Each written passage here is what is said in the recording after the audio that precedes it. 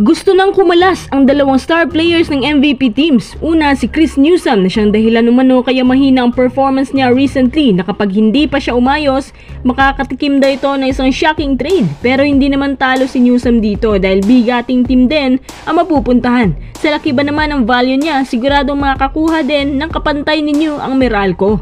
Kevin Alas gusto nang kumawala sa NLEX dahil sa ginagawa umano ni Coach Jong-Oy Chico na kahit hindi injured, mas madalas pa ngayon ang pagbabangko sa kanya.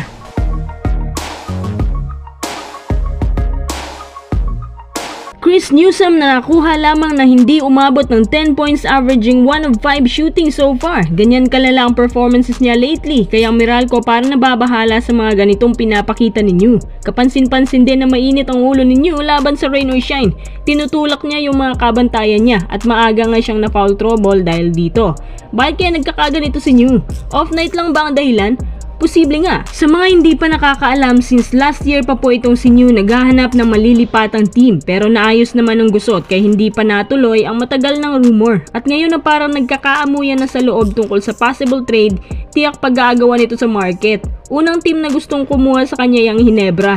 Alam na natin yan. Syempre dahil kay Coach Tim, inamin din mismo ni Coach Tim na si New ang isa sa mga paborito niyang guard na magaling magtawid ng bola kahit pa pinipressure defense siya ng ilang pesky guards. At ilang beses na niya itong napapatunayan. Si Newsome din ang guard na matuman sa turnovers at maasahan pa sa crucial minutes. Ikukumpara siya kay Scottie, iba daw itong si New dahil more on handling ito at minaster na niya sa loob ng mahabang panahon. Talaga namang no pressure pagdating sa paghahawak at pagtitimon. Pangalawang team ay ang main team ni MVP na TNT. Noong mga nakarang araw, ang TNT nga shaky ang performance na parang pinatotohanan nila na kung walang RJ mahirap manalo. Pero hindi pa natin alam kaya naman magiging desperado ng TNT kay New. Total, iisang grupo lang naman nila yan. Pero depende pa rin sa magiging desisyon ni New. Pangatlo itong San Miguel. Wala nang Simon Enciso ang SMB at pahulog na rin si Jericho Cruz kasi nag-unload sila ng mga guards ngayon plus bonus pa yung lahat ng kaibigan niya, especially Chris Ross, nasa San Miguel kaya hindi malayong makuha nila ito.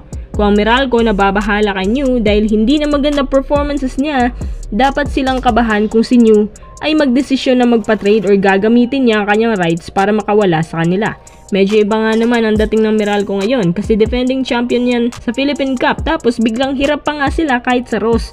Ang mas nakaka-insulto ba dyan, walang kahit isang big man ang Ross. Pinaira lang nila ang kanilang small ball system at fast pace dahil yun lang paraan para makasabay sila.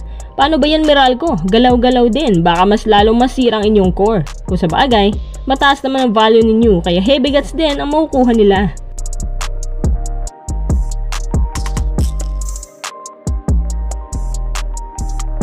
Kevin Alas gusto nang kumalas sa NLEX dahil ito sa ginagawa ni Coach Jong-Oy Chico sa kanya, ang madalas na pagbabangko. Hindi daw niya ito nagustuhan kasi si Alas bago pa man dumating ang iba dyan, siya na ang number 1 offense nila. Dapat sa kanya, siya yung main scorer habang nakasuporta lang ibang shooters nila.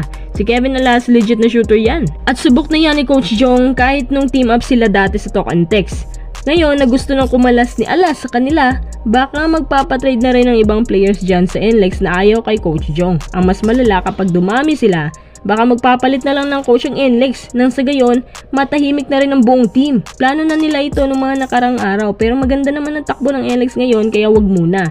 Kasi kahit makakuha sila ng bagong coach, baka si Bolik pa rin ang sasandalan yan. Tapos itong si Bolik naman hindi na masaya sa NLEX. Gusto din daw umalis. Ang gulo pala ng NLEX ngayon. Kapag si Kevin Alas ikakasa na palabas, kahit medyo aging na yan, may kukuha pa rin sa kanya. Pero hindi na galing MVP. Base sa rumor, TNT daw eh. Pero kung tuloy na ito si New sa main team, malabo nang kunin nila si Kevin Alas.